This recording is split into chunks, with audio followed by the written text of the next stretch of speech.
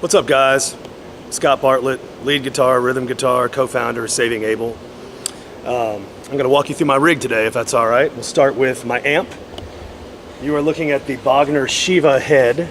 It's 88 watts of Fury. My favorite function is probably the boost. This B volume is a different kind of animal. It's just got a different sort of growl to it. And the foot selector's over there. I'll run you through my pedal board here in a minute. It's 88 watts, like I said. The cabinet is 30s and 80s, which gives it that loosey-goosey along with the tight. So Bogner has been endorsing me for 6 years now. I actively went after them because of the playability of the Shiva. It's not one of those amps you can hide behind. If you have flaws, it'll pick them up. And your right hand has got to be pretty in tune with your left. It's a player's rig. They've been very good to me over the years. Whenever one goes down, which is very rare, I've always got the exact same head in the bay under the bus. And shout out to Bogner, you guys are fantastic. Thank you for all your help over the years. Those players out there, I can't stress the quality product they make. For me, it's the Shiva. This is a hard rock head, and it can do it all. The clean will not break up. It's almost like a Fender Twin. Lots of headroom, and go play one.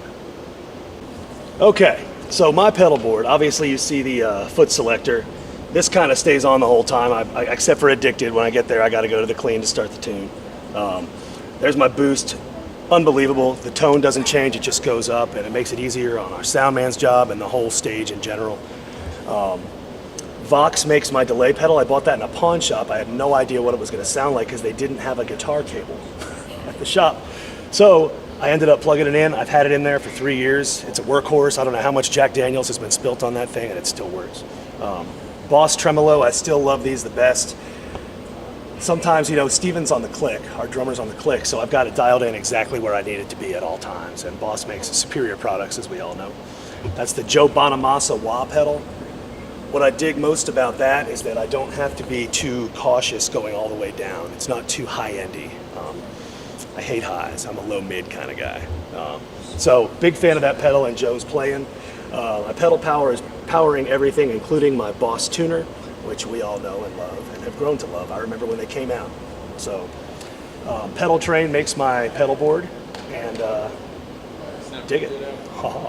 Okay, so we'll start with what I start the set with. Paul Reed Smith made this guitar for me. Again, I just stressed how much I love Bogner. I love Paul and Bev and everybody at Paul Reed Smith. I actually grew up in Baltimore, so there's a special spot in my heart for these guys out of Stevenson, Maryland. I remember when they got started. The grooviest part about this guitar is that it matches my tattoo. For those of you that know me best know that I have my own clothing line where I put my tattoos on my clothes. So when I approached them about this, they wanted to put the Soul one on there too, because I live in Memphis, Tennessee, and Soul is tattooed right there on my left hand. So this guitar means a lot to me. I picked it all out. These are the custom Dragon 2 humbuckers that they put in stock for me, and Brazilian rosewood neck, which you can't even get those anymore. And I love how the headstock has got these big ass tuning pegs on it. You know, it's one of these things where I'm not one of those 130-pound rockers. I'm a 230-pound rocker. So regular guitars tend to look sort of like mandolins on me. This one fits me just right. So I string with DR 10 to 52. This guitar is in drop C. That sounds a little slinky to most, but it's dialed in just right. Gotta thank Ty Fury for that. Fantastic tech and a fantastic player. I tend to play much of the gig with the volume on 10 on the bridge pickup. Whenever I do any sort of flair stuff like Hey Look at Me, which I have to do kind of in every song, I'm a lot of the decorations on the Christmas tree, as it were. So at that point I'll go up to my neck pickup a lot, and I'll kind of dial the volume back a little bit, and the sustain comes when I go back to 10. I tend to float freely through probably 60% of the songs. I'm using both pickups, but you know, like any guitar, the buttery part I'm going to the neck, and then the action Jackson I'm going to the bridge. And I was incorrect. This is entirely hollow, and it rarely gives me feedback trouble. I do sing all the backups, so sometimes if the wedge is really hot and my mic is coming through, it'll pick up some of the sonorities from here, and I don't like noise suppressors as much, so I tend to just ride the volume and hit my tuner when it's way too noisy, and then, you know, put on the seatbelt and hope for the best. This is actually a reissue, although it doesn't look like it. It's a 58, it's a 2001. It kind of looks like I've been chewing on it. Maybe I drank a little too much Jack Daniels one night and got hungry. I don't know. But it's got that baseball bat neck. A lot of people pick this up because this has been #1 for years and years and years. Our producer Skid Mills, when we wrote Addicted, he picked it up. I had the intro all worked out, you know, boom, ba ba da da da da da, and it was just in drop D. And he picked it up to kind of go over it, and he was like, "How the hell do you play this thing? Because it's just such a beast of a neck." But I'm a beast of a man, so it works. You can see where the Kuwaiti government actually broke my neck in half.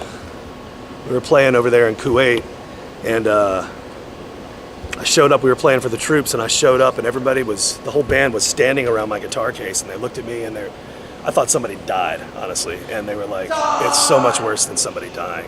Your guitar is in half." And I was like, the headstock was folded over the top like that. So I had to play streamed live to 3 million people on a hot pink Fender Squier that a soldier happened to have. Why it was hot pink, I don't know, but you know. Anyway, so this guitar's obviously got a lot of mojo and just a lot of stories behind it. I don't even know where I got this bridge, but I absolutely love it. I instruct Ty not to clean this guitar, although he still cleans it. This is 10 to 52 as well. I've got an antiquity here and custom here. That's the Saving Abel method. Don't tell anybody. Just kidding. I just told everybody. That's all right. The playing is in your hands, not in the pickups. Don't let them fool you.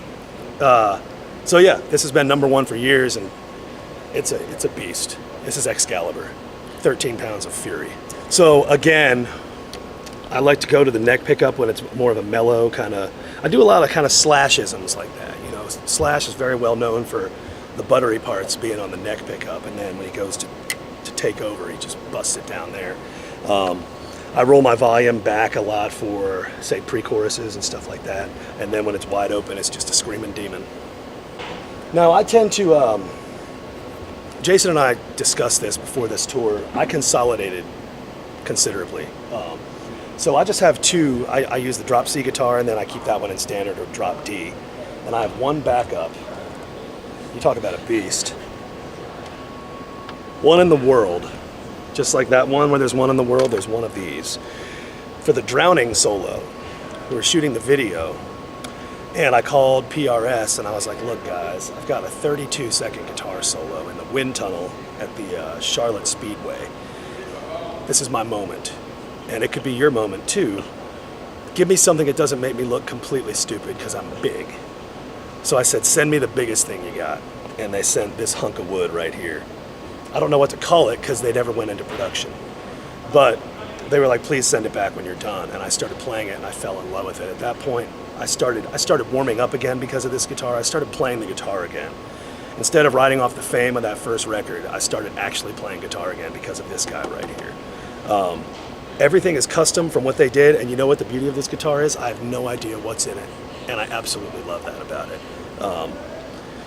It's literally the reason I fell in love with playing guitar again. You know, it's easy to just kind of be melancholy about all of it. You know, if you have a hit and then a string of hits, you just kind of, I think a lot of people just go on autopilot, and I'm guilty of that. I did it, but this guitar set me straight, and I started loving guitar again, and I play it as often as I can. So for those of you interested, Saving Abel does all of our social media, so find us on your Facebook, your Instagram, your Twitter. Come see us at a show. We're always on tour. Big shout out to Bogner, Paul Reed Smith, and DR Strings. Rock and roll, guys.